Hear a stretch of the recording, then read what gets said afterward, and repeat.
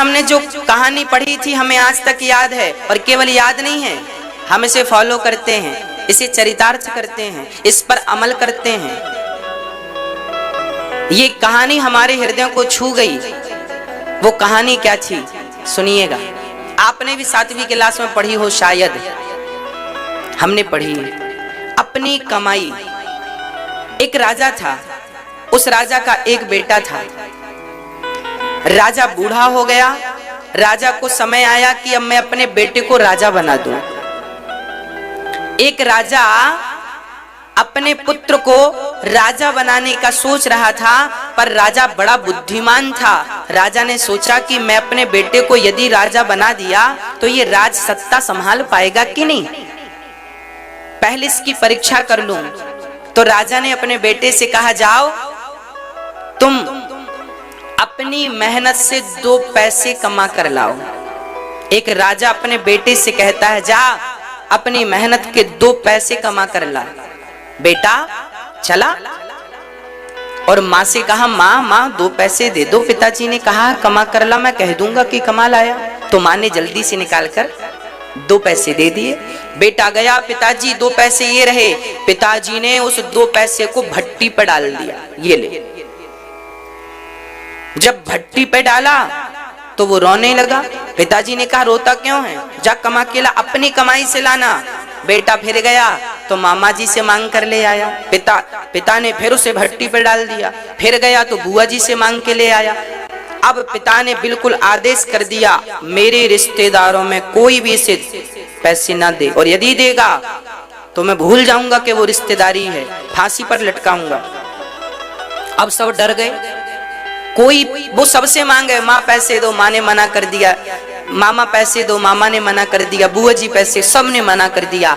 अब वो मजबूर बस चला और नगर में काम मांगा, भैया काम दे दो, काम। कहीं काम नहीं मिला। तब एक लोहा बिल्कुल गर्म किया था और घन पटकने वाले की जरूरत थी। हैं, पटकते ना लोहे, क्यों घन पटकने वाले की जरूरत थी। वो राजा का बेटा था, सुकुमार था। राजा के बच्चे ने कहा, भैया जी काम मिलेगा, हमें 2 पैसे की जरूरत है। कुम्हार ने कहा, दिन भर घन पटकेगा तब तुझे शाम को 2 पैसा दूंगा। उस बच्चे ने कहा, ठीक है। अब दिन भर में उसे 2 पैसे मिलने हैं, और काम क्या है, गरम लोहे पर पटकना है। अब तो वो सुकुमार बालक जब घन को, हथौड़े को पकड़ा तो छाले पड़ने लग गए हाथ में। वजनदार पटक रहा है और उसकी गर्मी उसे जला रही है। उसका गोरा बदन दिन भर में ही झुलसने लगा और शाम होते होते बिल्कुल हताश हो गया। उठा बैठा, उठने की हिम्मत नहीं। आज इतनी मेहनत की दिन भर, तब उसे शाम को जाकर लोहार ने 2 पैसे दिए, ये रही तेरी मेहनत की कमाई। वो 2 पैसे लेकर गया और पिताजी को दिया, पिताजी ये रहे पैसे। पिता ने उसे पैसे को लिया और फिर भट्टी पर डालने लगे। तो बेटा दौड़ पड़ा, पिताजी वो पैसे आपने भट्टी पर डाल दिए, मुझे गम नहीं, ये पैसे मत डालना पिताजी, मेरे सिर का पसीना पांव में गया है, इस पैसे के लिए इसे मत डालना।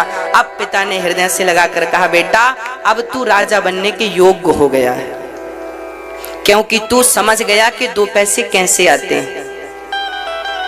अभी तेरी माँ से तू पैसे मांग कर लाया तो मैंने उसे भट्टी पे डाल दिया, तू रोया नहीं, तू गिड़गिड़ाया नहीं, क्योंकि तुझे उस पैसे की वैल्यू पता नहीं थी, क्योंकि मांग कर लाया था। और जब कमा कर लाया तो उस पैसे की वैल्यू पता चली। तो मैं आपसे केवल इतनी प्रार्थना करता हूं कि आप कैसे भी करके अपने बच्चों को यह एहसास दिलाइए कि पैसे की वैल्यू क्या होती है। यदि आप ये एहसास दिला पाए तो आप सफल माता पिता हैं। नहीं तो आपके लिए शास्त्रों में एक चीज और लिखी है, माता शत्रु पिता वैरी, ये न वालो न पाठिता न शोभते सभा मध्य हंस मध्य वको यथा। वो माता पिता दुश्मन हैं जो अपने बच्चों को संस्कारी नहीं बनाते। माता शत्रु है जो अपने बच्चे को योग्य नहीं बनाती, संस्कारी नहीं अरे पढ़ा लिखा देना बड़ी बात नहीं है। क्या संस्कारी बनाया? स्कूलों में शिक्षा मिलती है मेरी माँ, स्कूलों में संस्कार नहीं मिलते। याद रखिएगा इस बात को। आजकल जितने भी स्कूल हैं, बड़े से बड़े टॉप से टॉप स्कूल, उनमें शिक्षा तो मिलती है, संस्कार नहीं मिलते। संस्कार तो केवल माँ बाप के स्कूल में ही मिल सकती है। माँ बाप और गुरु ही उसे संस्कारी बना सकते हैं। दुनिया की कोई ताकत नहीं है जो आपके बच्चे को संस्कारी बना सके। 3 लोग बना सकते हैं, या तो माता, पिता या गुरु। ओनली 3 लोग आपके बच्चों में संस्कार का बीज बो सकते हैं। और यदि तीनों नहीं किए तो फिर जिंदगी बेकार है। तो आज आप निर्णय ले लीजिए कि अपने बच्चे को धन देना है कि संस्कार देना है। प्रिय भक्तों, ऋषभदेव जी महाराज ने अपने बच्चों को उपदेश दिया, इतना बढ़िया उपदेश दिया कि 12 उनके 9 बच्चे तो योगेश्वर हो गए और बाकी बच्चे धर्ममय जीवन व्यतीत करने लगे।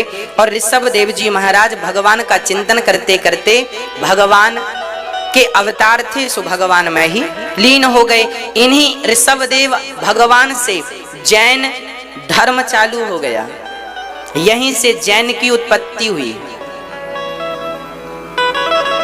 ऋषभदेव जी इनके 24 तीर्थंकर में एक तीर्थंकर हैं।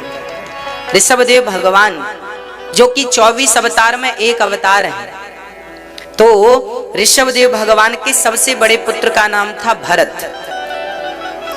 भरत जी महाराज बड़े प्रेम से अपने राज्य का पालन करते थे। एक दिन अपनी प्रजा को इन्होंने भी संबोधित किया और प्रजा से संबोधन करते हुए कहा कि देखो, ये मानव का देह हमें क्यों मिला है? बहुत कुछ समझाया, कोई समझने वाला नहीं। तब भरत जी ने कहा, ये नामुमकिन है कि दुनिया अपनी मस्ती छोड़ दे, इसलिए ऐ दिल तू ही ये बेकार बस्ती छोड़ दे। भरत जी संसार का त्याग करके माता गंडकी के तट पर, जो नेपाल में बह रही है, माता गंडकी के तट पर श्री भरत जी महाराज गए और वहां भजन किया। भरत जी रोज भगवान का नाम जपते हैं, नारायण नारायण नारायण नारायण नारायण। एक दिन क्या हुआ, भरत जी गंडकी नदी में स्नान करने गए कि वहीं पर एक मृग का बच्चा, मृगी पानी पी रही थी। तभी एक शेर ने दहाड़ लगाई तो मृगी जान बचाने छलांग लगाती पानी में। उसी क्षण उसका गर्भ पानी में गिर जाता है और वो पानी में ही तड़प तड़प कर मृगी तो मर गई, पर नवजात बच्चा पानी में बहने लगा। भरत जी ने इस दृश्य को देखा, बचाकर उस बच्चे को अपनी कुटिया पर ले आए। मृग के बच्चे की जान बचाना बुरा नहीं था, पर भरत जी उस मृग के बच्चे को पाल लेते हैं। अपनी कुटिया पर ले आए, घास खिलाए, उसको घुमाते टहलाते फिराते। अब जो माला जप रहे थे भगवान के नाम की, वो सारी माला छूट गई और केवल मृग का चिंतन चालू हो गया, मेरा मृग मेरा मृग मेरा मृग मेरा मृग मेरा। और मरते समय मौत आई तो भरत जी मृग को देखते देखते मर गए कि मेरे बाद मेरे मृग का क्या होगा। और मृग का चिंतन करते करते करते करते भरत जी के प्राण निकल गए। और जब प्राण निकले तो यमराज जी ने कहा, आप मृग का चिंतन करते करते आए हैं, इसलिए आपको मृग की योनि में जाना पड़ेगा। भारत जैसे ज्ञानी को भी मृग बनना पड़ा, केवल इसलिए क्योंकि उनकी मति मरते समय मृग में लग गई थी। अंत्य यामति सागति। आप लोग भी जरा सावधान रहिएगा, मरते समय यहाँ वहां मन ना डुलाइएगा, नहीं तो गति बिगड़ जाएगी मेरी माँ। मरते समय बिल्कुल सावधान रहा करो। आप लोग भी मरते समय, भारत जैसा ज्ञानी मरते समय मन मृग में लगाया तो मृग बन गए। आप लोगों ने भी तो कुत्ते बिल्ली पाल रखे हैं और कहीं कुत्तों बिल्ली में मन लग गया।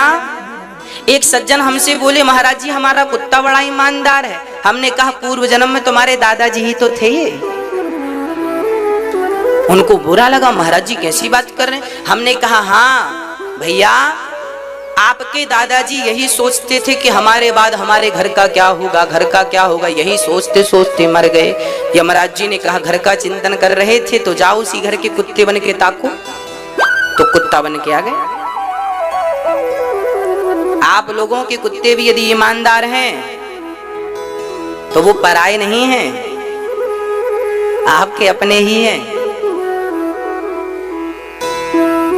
हाँ, अंते यामति सागति। हम ये नहीं कह रहे हैं कि कुत्ते मत पालो, कुत्ते पालो, परंतु कुत्ता पालने के पहले एक गाय जरूर पालो। एक गाय की सेवा करो।